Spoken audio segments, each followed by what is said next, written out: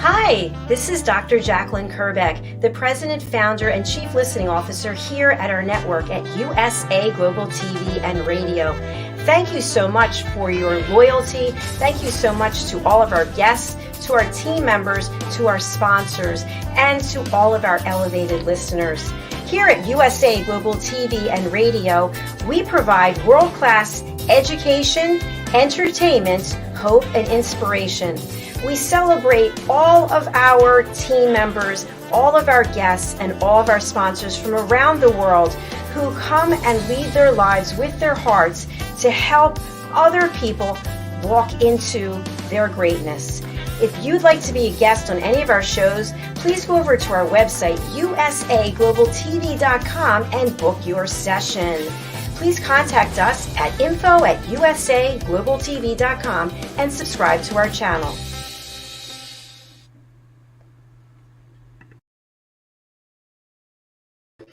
Hello, everyone, and welcome to USA Global TV and Radio. I'm Dr. JACALYN KERBECK, and our show today is The Wise Ones. Our topic is the joys and sorrows of ending a book series with James L. Hill. Super excited to welcome James back to the program. Before we bring him out, let's welcome the star of our show, Mr. Red O'Loughlin, who was with me earlier today. We'll have a little chat about that and find out what he's been up to. Hello, Red. Howdy, good to see you again. It's just like a couple hours ago we were chatting here on the USA Global TV and Radio Network. Absolutely, and I've been standing in this exact same space. I'm sure you've been out doing other things, right? Well, I finished up my slides for today. I had to run to the bank to get some money for the yard guy tomorrow because he shows up before I get out of bed, and I need to have that outside there so he can have it.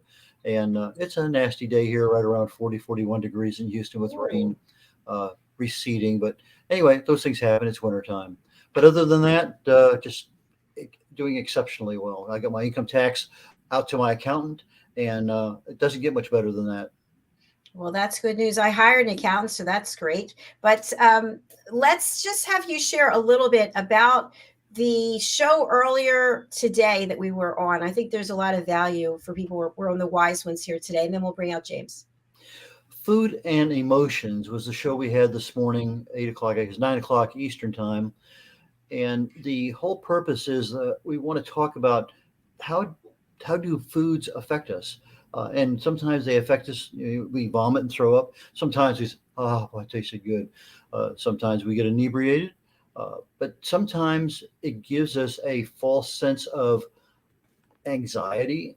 And what we want to do is make sure that if we know something is upsetting us, why not do something about it? And so part of our programs here on the USA Global and TV Radio Network are awareness, education, being able to take action. So when we're looking at emotions in food, I may love chocolate. Somebody else may be allergic to it. I may love peanut butter. Other people will be allergic to it. So it's not one glove fits everyone, but it's information that will be of interest. And so what we talked about today was nutrition. We talked about nutrition and supplements. Roland Friedel is a good friend of mine. He's also a host, co-host, and a number of other positions within the USA Global TV family. And Roland is a lifelong user of health and wellness supplements. And he was talking a little bit, gave a presentation on how supplements, if they are just naturally fruits and vegetables, can help us. And we talked about phytochemicals. We talked about a lot of things. But in general, if we are deficient in something like vitamin B12, it mimics Alzheimer's. If we're deficient in vitamin B1 or vitamin B3, it mimics anxiety and depression. There are a lot of things that can affect our emotions. And if we don't know what they are, maybe it's one of those things that we can kind of self-assess and then make a decision. Well, maybe this might be a cause. Let me go talk to somebody. Back to you, Dr. JACALYN. Thank you so much, Red. I just want to share with you the show that we were just on, the film and music show. Our guest, who's in Africa, he was watching the show this morning, and it was really a great source of information and education for him. So I just wanted to share that. We're making our rounds around the world, so I appreciate it. Yeah, thank you. So we've got a guest backstage. As I mentioned, he's been here on, I believe, the Corner Bookstore, James L. Hill. He's an author and he's a publisher, and you have known him for several years. Tell us a little bit more about him. James Hill is a good friend of mine. We both share the same publicist, but more importantly, we share the same mastermind group. It started out several years ago, and we meet every Monday night or every Wednesday morning at 9 a.m. And we have a chance to get information about, maybe audiobooks or maybe marketing or maybe press releases, uh, a number of different things. And so it's an educational thing, and everybody there is an author. Several of us are publishers, but we all bring stuff to the table. And in the case of James, he has authored several books. He also is a publisher, a little bit different than me. He's kind of a full access publisher who takes really good care of you, whereas I just publish only, and that's a matter for a different day. But regardless, he has a wide background. He's I'm going to let him explain all that part. We'll get to it. And so let me welcome James Hill to our show today, The Wise Ones. Thank you so much. Welcome. Hey, thank you, Red. Thank you for that introduction. And good to see you again, Dr. Jackie. Good to see you as well. I just have a quick question for Red. When he said that you take really good care of your clients and he does not so much. And I'm one of your clients, Red. What are you saying? Well, you are a unique client because I'm also your book coach and editor and publisher. Whereas most of the people, all I do is publish. You give me a finished manuscript, I publish it, and I give it right back to you. Whereas James works to get his people books sold. And that's a big deal in the normal publishing realm of things. Whereas I just offer a very niche service. I don't do editing and all that other stuff, websites for people. I don't do marketing for people. I do just publishing for 95% of my clients. In the case of Dr. JACALYN KERBECK, because we've done 4 books together, 2 number 1 best-selling, 2 number 1 new releases, and we have 2 more in the can that are coming up here very, very shortly. I'm involved with her a lot more because I'm helping her with other things. That's not what I normally do, but I do it. I am very selective in who I take on, just as James is very selective on who he takes on too, because you just don't want to take a client who has a book. You want to be able to make some money for that client and make some money for yourself. And so he's more of a full Service. Full service publisher. And in that particular case, he does a little bit more in the publishing realm than I do to help his authors out. So that's kind of the clarification of the difference between the two of us. Thank you so much. Yeah. James, who do you have there with you today? Oh, well, this one, meow. Oh, hello. What's this one's name? This is Shadow. Hi, Shadow. Shadow. And he's my granddaughter's cat. She came to visit me over the holidays and was going back home and going to go move in with her sister, who doesn't like cats or is afraid of cats. So she asked me if I would take care of her cat for her for a while she relocates herself. She was going back to school to get a master's degree and all this kind of stuff. So long story short, I now have a cat. I also have a dog back here who belongs to my son, who moved to Florida and couldn't keep the dog down in Florida because, didn't have room for the dog and everything. So me and the dog been together for, 6-7 years. So he's more my dog than he is his. And I call him Beastie. And he's over here playing with his stuffed tiger, which is as big as him. So he gets to wrestle his tiger around the room. So if you hear stuff growling and all that kind of stuff, it's not my stomach, it's the dog. Thank you for sharing that. I had lunch. That's okay. You're entitled. James, from what Red said, I'd love to have you share with our audience, what exactly do you do for your clients so that people can say, wow, let me give him a call? Yes. I work as, I'm an independent publisher, but I work just like a regular full-time publisher. I get the manuscripts in. I put it up on my website, Rock Hill Publishing, when I open up submissions, and people send me their hold on a second, I'm having a brain freeze.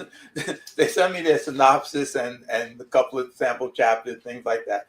It'll all be up on a website of how to submit. and then we go through it. Me and my editor, we go through them and everything. And if we think it's interesting and well written enough, and even if it needs some work, which everybody always does, need some work, we'll go through it. We'll get your full manuscript, and then we'll publish it just like one of the regular full-time publishers, which is we go through the editing, we get you your copyright information, we put the book together, we go through the printing of the book, and then we push the book into the marketplace and try to get the book sold. And we do it on a royalty basis. So, we split the profits after that, just like the regular big five. The only thing we don't do, we don't give out advances, because naturally don't have the money for that. But other than that, we do everything else. And like Red said, we met through our publicists and through the mastermind. And where Red does his work on the finished book and puts the finished project out and then turns it back over to the author, who then goes through everything else, I kind of like keep holding the author's hand as we go through this journey together. So the author still has a lot to do once they write their book, but a lot of it falls onto me with as far as the marketing and trying to get things out there in the marketplace. James, what kind of genres or what kind of authors are you looking for? The ones that when you receive something, say that's down our alley. Which ones do you want? Which ones are you kind of shying away from? All right. I do fiction books, so novels, but we work in romance, sci-fi, fantasy, adult fiction. I don't do poetry.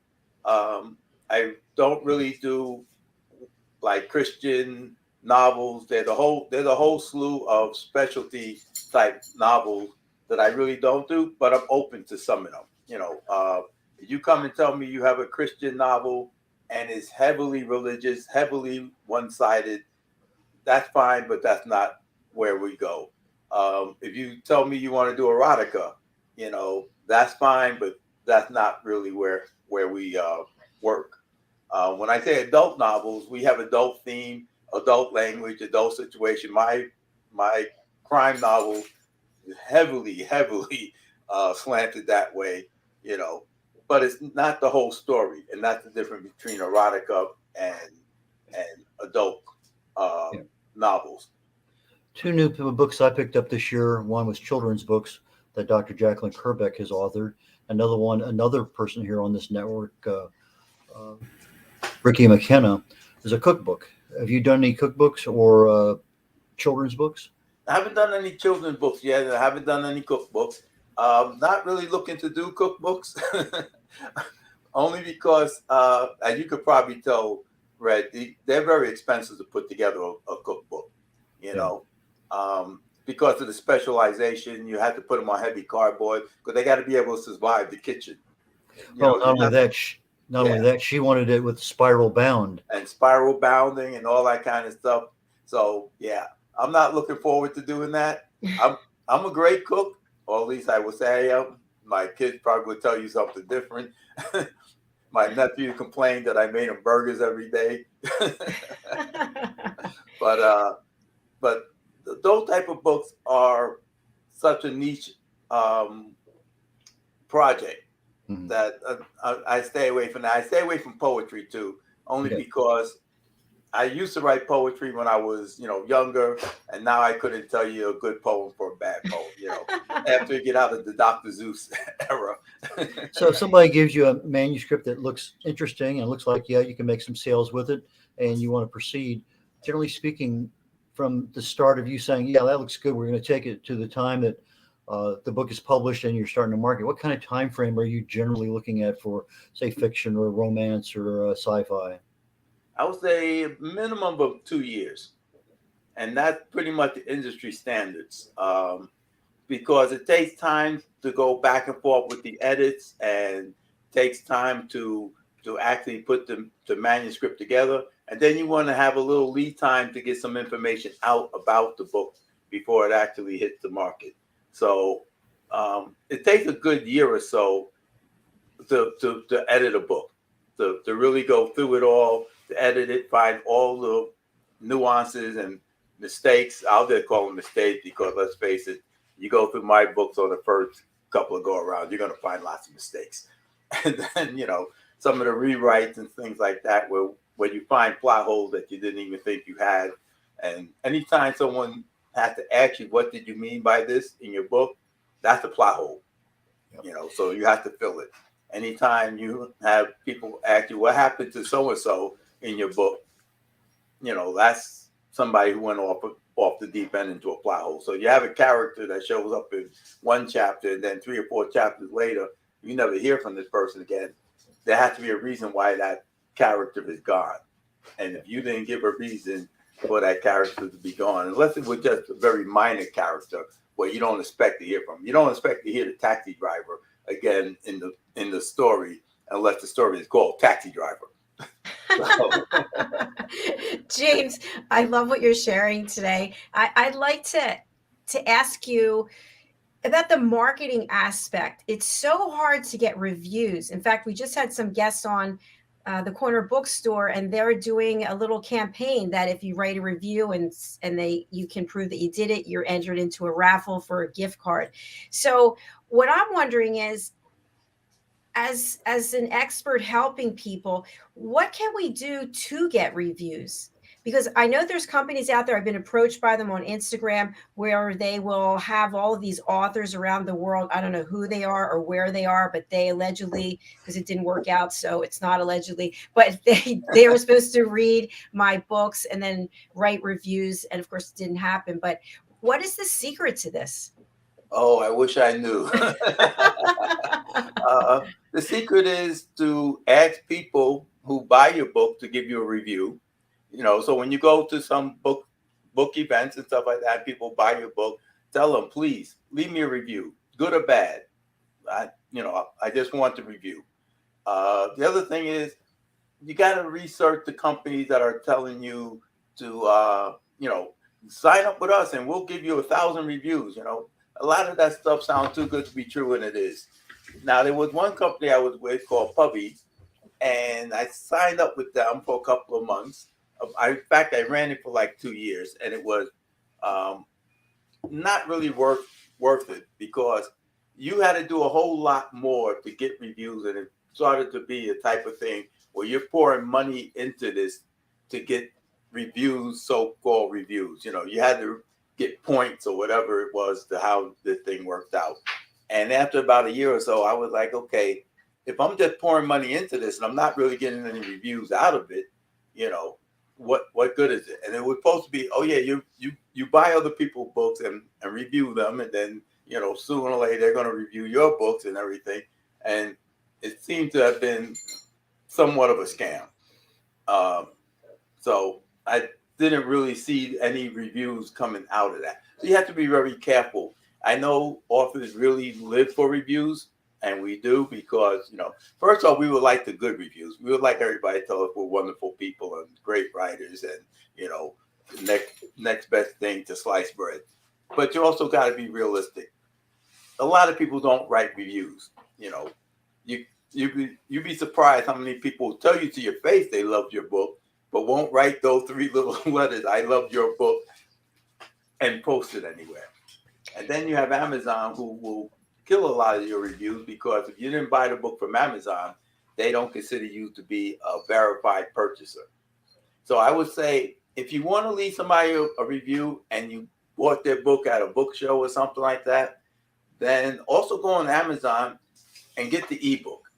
And then they will verify you as a verified purchaser. And usually the ebooks are a lot cheaper than buying the paperback or something like that. And so you may spend like $4 or $5 for ebook, but then you can actually leave a review too, and it will get posted. And the author will be very happy with you. Yeah, thanks, James. Just one follow-up. What I found on Amazon is that a number of people who I know I can trust, that they actually, when they said they wrote a review, they really did, Amazon wouldn't accept it.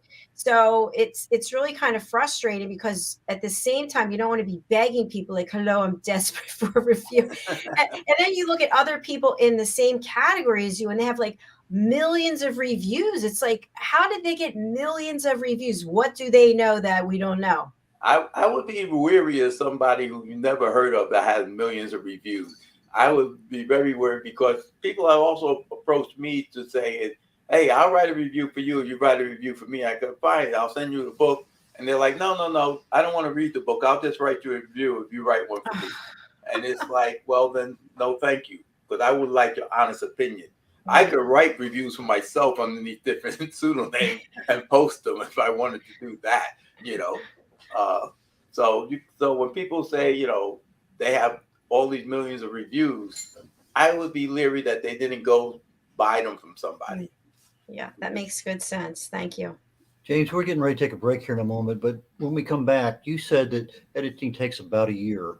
And I think you're referring to developmental editing, which most of us who aren't in the business think editing, well, I just correct the grammar and the misspellings and I'm done. And so I'm thinking to myself, how does it take a year just to fix spelling? And so I think it needs clarification that a developmental, and you started to clarify that, but I think we come back from the break, that might be a good place to just what exactly is editing so that somebody brand new understands that, if they're writing a how-to book on dog grooming, that's different than writing a crime novel. And that's what you need to understand in the difference of those kinds of books. Oh, definitely. Yeah, we can touch on that. That would be a good subject. All right, fantastic. We're going to take a quick break and we're going to hear from our dear friend and team member, Diane Floyd Bame. We'll be right back. Kapayapaan, kapayapaan, kapayapaan. Diane Floyd Bame's A Song of Peace tells the story of a young lad named Tommy whose fervent wish for peace on earth touches the hearts of his friends and family, spreads to his community, and eventually unites the whole world around making his dream of peace a reality for everyone. Sit down with the children in your life and share Tommy's amazing story of love and hope. Sing your own song of peace and invite the children to join you. Tommy's tale is more than just a story. It's a movement, and everyone's warmly welcome to take part. Kapayapaan, kapayapaan, kapayapaan, kapayapaan.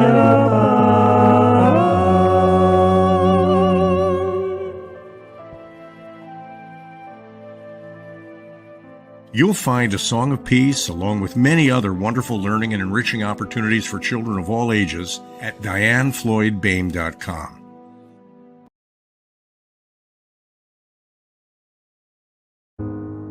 You feel so frustrated. Why won't anybody hear what you have to say? You're filled with anxiety. You feel so isolated and alone. You're desperate for a connection with someone out there in a world that just seems to keep rushing by.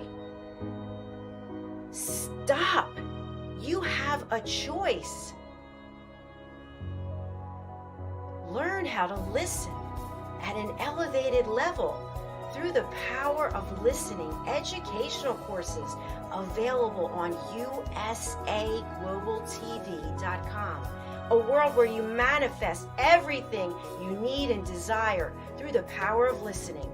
The Power of Listening educational courses are available today for you to feel and know you have connected and you have been heard through elevated listening skills.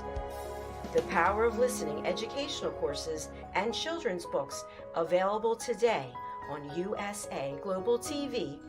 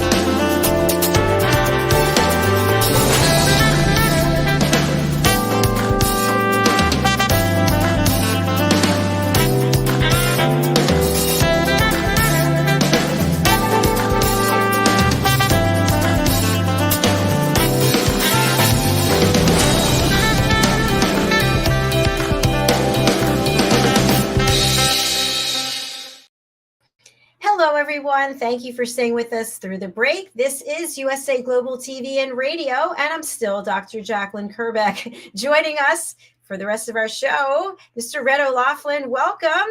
Howdy. Hi, and our special guest, James L. Hill. Hello. Hey. I should say James and friends, because you have your friends there with you, your cat and your dog. Oh, yeah. I'm trying. For some reason, they're extra active today. Well, they know that you're on TV, probably. They want to Yep, get their and they face want out to be there. part of the show. Absolutely. So, James, you, I think, are in a unique position. I know Red is similar, but in a different context. You're an author, you have your own work, and you're also a publisher helping other people with their work. How do you draw that line between spending all your time publishing and not working on your writing, or all your time writing and not publishing? Yeah, it's a hard one. I do draw the line, though. When I'm working on my own stuff, I'm not working on other people's stuff because I just don't want the influence bleeding into my own writing. And so I'll take some time out. When I got my ideas going and I got to get stuff down on paper, I carve out that time and I just work on my own stuff. And at the other times, I'm working on everybody else's stuff. And of course, you have a team behind you, your PR people and stuff like that, and my editor, who I'm working to death. But she's working on everybody's stuff. She also works on her own stuff. She's also a writer. Red knows her. Red met her before on in our group, Athena, and she's in South Africa. So she had gone back home to South Africa. Well, mostly she lives in South Africa. So we have a different time schedule and all that kind of stuff. So basically, I had to split my time completely from one side to the other. And that's only because I work better that way. I can't really work on other people's stuff and my stuff at the same time. So I'll put my stuff to the side and work on my other authors at their manuscripts come in, and we have to start putting together work for them and publishing and things like that. And Athena had an extended U.S. stay with the COVID pandemic, didn't she? Oh, yes. She was stuck here for a good year and a half or so. And in that time, she had a granddaughter. And so, she was dying to get back home to meet her granddaughter and stuff like that, and be grandma and babysit that beautiful little girl. So when she did go back home, she was very happy. And now she's there. And usually she would only come for a couple of weeks. Like, she would come to do the Miami Book Fair with me, and she would be here for a couple of weeks. And during that time, we would, try to coordinate our stuff together so we can work on people's books and stuff like that. So for a year and a half that she was stuck here with me, we was able to put out 5 books, because then we were able to work all day on the same time schedule. So, and we were going to talk about editing. And I just said editing as a overall type of practice. But editing actually breaks down into several different forms. And content editing is where you go through the manuscript and you might have to rearrange some stuff.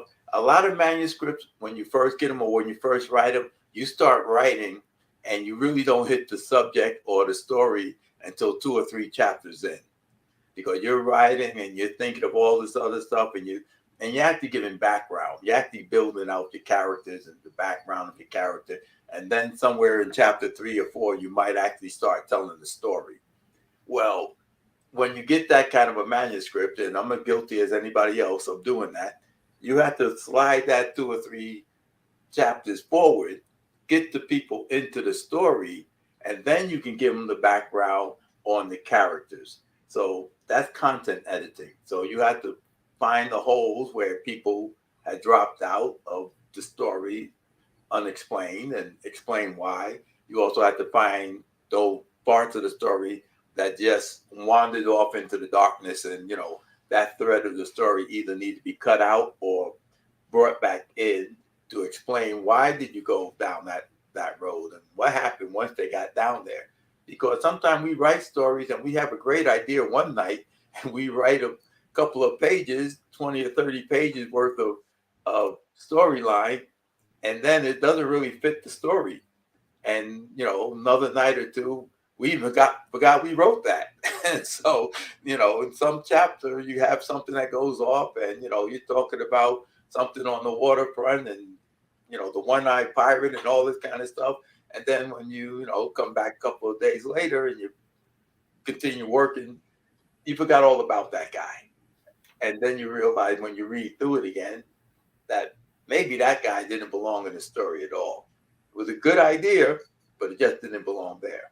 So that's part of content editing, more than just the fixing the I's and the O's and, the misspellings and, miswords and things like that. So content editing is really what takes a long time, because you have to go through your manuscript at least 2 or 3 times. I suggest that everybody, before you send the manuscript to a publisher or to somebody, go through it a couple of times. Have somebody else read it, because you a lot of times don't realize that you just left somebody out there in the dark with some storyline. Because in your head, you see this storyline, this person and everything, but you never put it down on paper. So you wrote up to some certain point, and then you moved on from there, because in your head you see the rest of the story, but it's not on paper, so no one else sees it.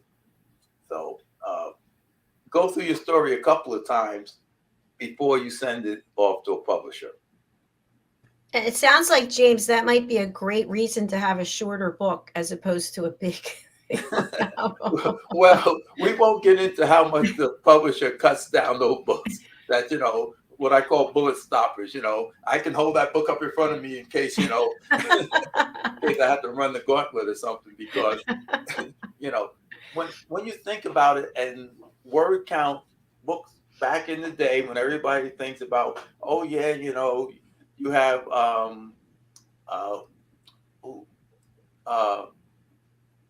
the Lord of the Rings.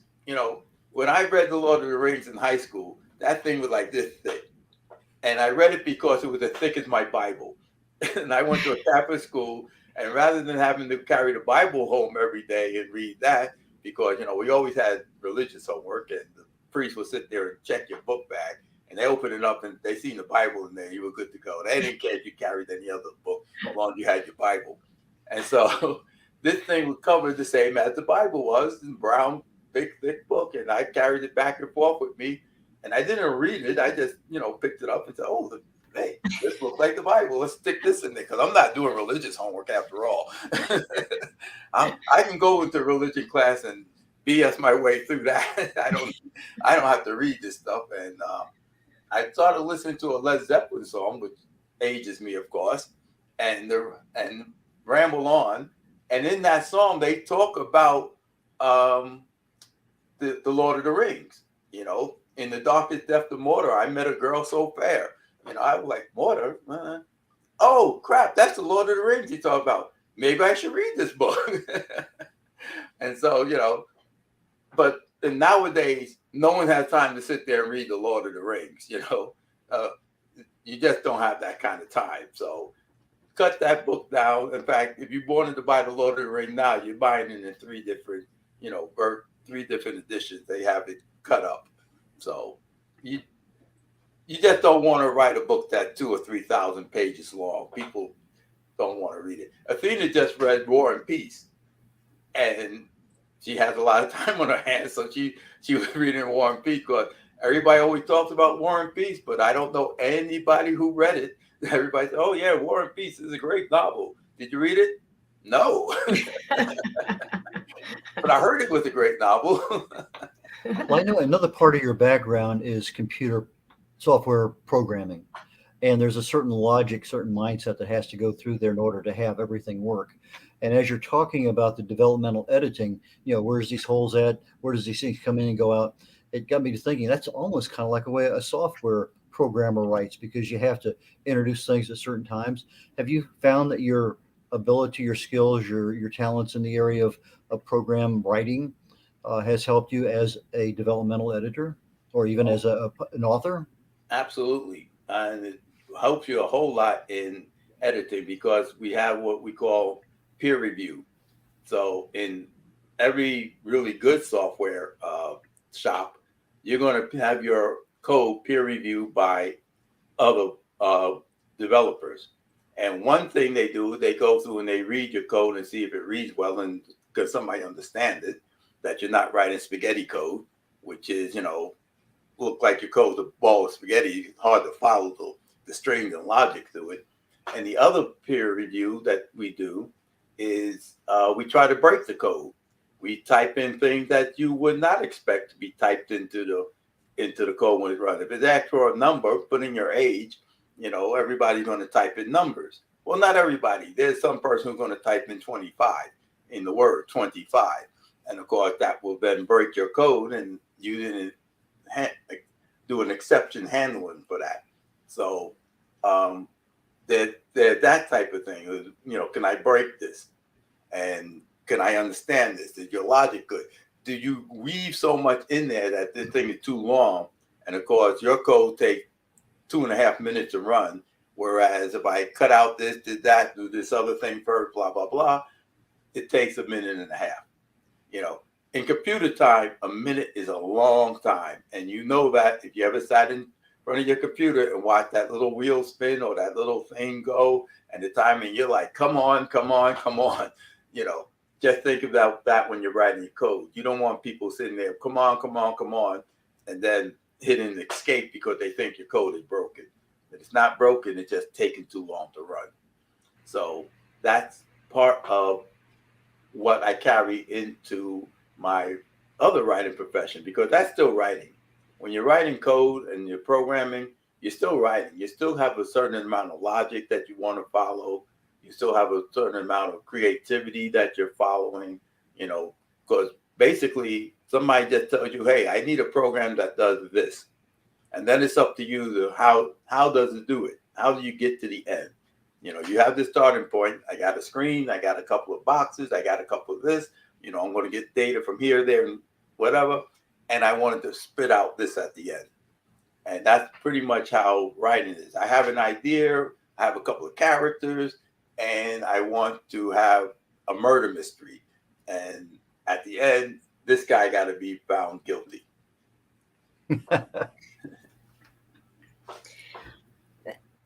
It is interesting how two things that would seem so diverse are actually very similar.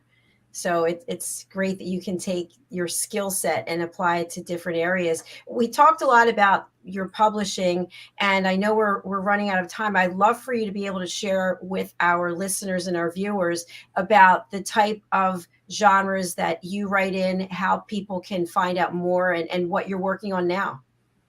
Okay, well, the name of the show is The Joy and Sorrow of Ending a Book Series. And I wrote the Killer series, which is a 4-book series. And it's about the mob and gangs in New York from the 70s to about the 90s. It runs a couple of decades. And it's about two guys, particularly, Morris Mojo Johnson, who's a gang leader, and Nikki Nails Roxy, who's a mafia. And they team up as teenagers, and they have the same sort of desire to become better criminals. And so they go through these different things, and you follow their life through this world of underworld organized crime. And so that's my adult crime series. And then I also write sci-fi and fantasy. And my fantasy series is called the Gemstone series, in which I put out book 1, which is The Emerald Lady, which takes place in the golden age of piracy. And it's about mermaids, pirates, and it's sort of a historical novel in that we look at how the history of that time is affected by the mermaid, the men, and dragons, because there's also dragons in it. And these 3 creatures that control or rule the world. And so that's the book 1. I'm working on book 2 now. Actually, I did part of book 2 and part of book 3. And it's all historical because I go to different ages. So book 2 goes back to the age of castle buildings. The second millennia, I guess, the year 1000, around 1066, which is the Battle of Hastings. And so we talk about how the dragons are ruling the world, and it's actually right after the fall of the Roman Empire. And so we go from the age of castles is like going from the great empires, the Greeks, the Romans, into the smaller kingdoms of Europe and that sort of thing. So that's where that book will take you. And then book 3 will bring you back to modern times in the Age of Nations, which really comes about the Crimean War. Around that time is when kingdoms started to break up, and you started to get like nations like Italy, Spain, Portugal, Turkey, and and the like. So it's historical in the fact that I'm talking about historical events, but I'm also using creatures and characters of mermaids, dragons, and of course some historical figures. And then I have sci-fi. Wow, that's so interesting. And I'm going to get back to my sci-fi writing. I just haven't done it yet because I've been all over the place. And, I started off as a sci-fi author, and I started off writing sci-fi. So Pegasus is in the near future, and I like writing near future science fiction. I like to imagine what could come about in the next generation or two. I don't want to write something that's 500 years down the road, because God knows where we'll be at that point. I'm not the Star Trek type sci-fi writer. I'm more the 2001 Space Odyssey type sci-fi writer. So not in the year 2525 by Zager and Evans. No, no, I don't have that big of an imagination. I was going to ask, where do you get your ideas from? From things that happen around.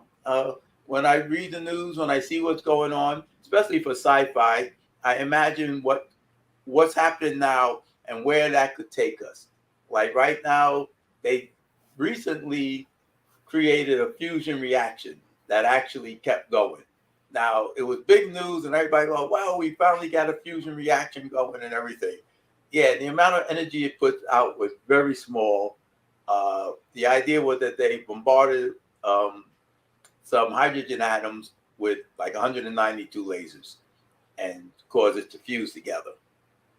So this is something that they've been working on for the last 30, 40, 50 years, perhaps. And to build a fusion generator, they already can do fusion reactions.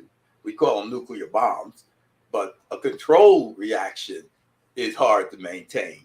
So the fact that they finally got this thing to work, and you would think, oh, wow, we're going to have a fusion reaction in the next year or two. No, the joke with fusion reactions and with that kind of power is always 30 years away.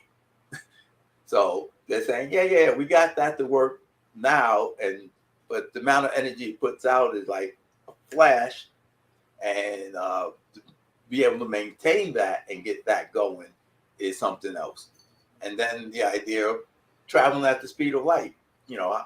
Is it possible? Could it be possible? Well, everything is possible. Is it practical? And is it doable is another thing. So that's what Pegasus is about. It's about the first light ship, the first ship that travels at the speed of light. So they're going to go to Alpha Centauri, the Alpha Centauri system, because we now found planets everywhere. When I originally wrote that book, no one had any idea if there was any other planets. They all said, yes, there should be other planets, but we didn't have any concrete evidence of it. And now we do have concrete evidence that there are planets everywhere. And so the only thing is, can you reach them? Sounds like opportunities for a lot more books. Oh, yeah. Yeah, that whole iteration has to have something to go to the next, to the next, to the next to make that work. And I remember as a kid, Dick Tracy was one of my favorite comic strips, and he had a TV on his watch that we don't even think about today. I mean, it's just normal, but 60 years ago, that was, unbelievable. Yeah, literally unbelievable. That'll never happen. A little communicator, they had tapped the thing and they could talk to anybody. Now, hey, we have Bluetooth headphones and everything. You just tap that, put in the person's name. Of course, it's tied to your phone. You didn't know what their communicators were tied to. Lieutenant Aurora was sitting there at a switchboard plugging stuff in. But but now we have that type of technology, and the people who built that type of technology built it because they seen Star Trek. They seen it on Star Trek, and they were like, "That's cool. I'm going to make it happen." So you write the science fiction, and somebody comes along and say, "Hey, I bet you I can build that." Yeah. You write it and they will come. They will Yep. produce. Yeah, absolutely. But James, it's gone by so fast. I'm just looking at the time. Red's show is coming up right after this, and I know he's going to have to need a few minutes to get there. So please tell our audience who cannot read the banner, they're on a radio station or podcast, or they're not able to see it, how do they reach you, and who would you like to reach out? Okay, well, you can reach me at rockhillpublishing.com, and that will get you to my publishing company. And you can see all of our authors there, including mine, my books and everything. And if you want to just get to me personally and see what I'm working on, it's jlhill-books.com. And if you want, there's ways to leave me messages on the website. And you can also sign up for my newsletters on either one of those platforms. So you can get a newsletter from Rock Hill Publishing that tells what's going on in the Rock Hill world. And you can also sign up for my newsletter to see what I'm working on personally. Brilliant. Thank you so much. We really Thank appreciate you. you being here. And again, feel free to come back to this show or any of our other shows. Absolutely. Absolutely. Anytime you want me, just give me a ring. Thank you, James. Really appreciate it a lot. Thank you. Thank you, Thank you. James and friends. James and friends. Bye for now. They finally knocked themselves out. They've earned it. All right. Bye-bye. All right. Bye. Bye. Thank you so much, Red, for bringing James to the show. And I'd love to have you just share with our audience what we'll be speaking about right after this show on Talking Heads. Popeye's chicken. Okay. I'm talking about the ingredients that go into Popeye's chicken that we have no idea. There's over 100 of them. And some things just taste so good, it needs a second bite, a third bite, and pretty soon everything's gone. But do you know that scientists plan for that to happen? That is the way things are supposed to happen because of what they add. So we're going to look at some of the food additives that are in Popeye's chicken, and are they really and truly totally safe, even though the government says they are?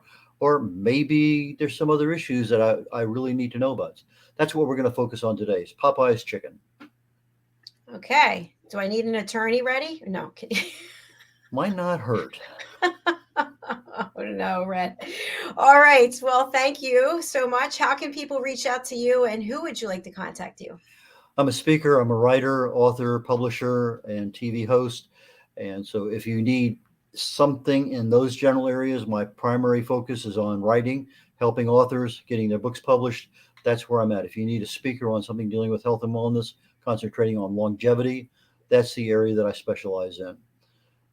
And beyond that, my website is redolaughlin.com. That's red, like the color, O'Laughlin, OLAUGHLIN.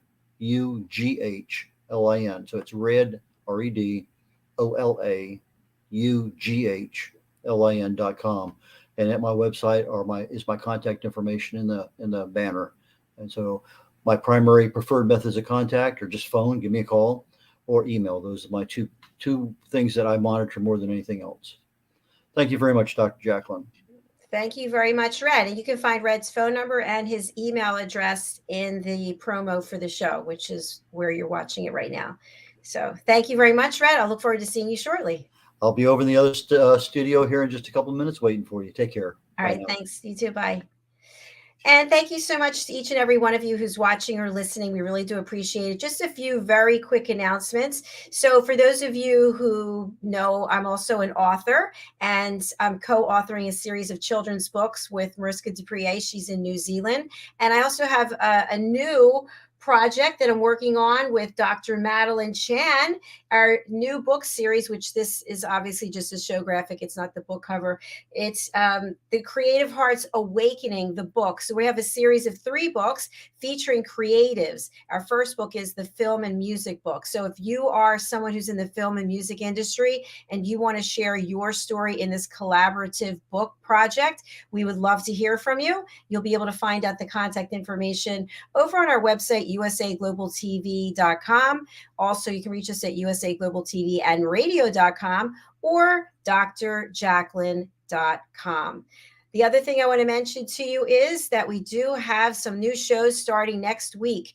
We have, starring Doug Lawrence, Your Story, Your Grief, Your Journey. That's on February the 7th at 1 p.m. Eastern Time, which is 6 p.m. Greenwich Mean Time. We also have a new show, the Sales Leader Roundtable, exploring topics about leadership and sales acumen with Kenley Davenport and Jim DeBold. And that is on Monday at 4 p.m. Eastern Time, which is 9 p.m. Greenwich Mean Time. We also have Once Upon a Time, the Good Book Guide for Kids.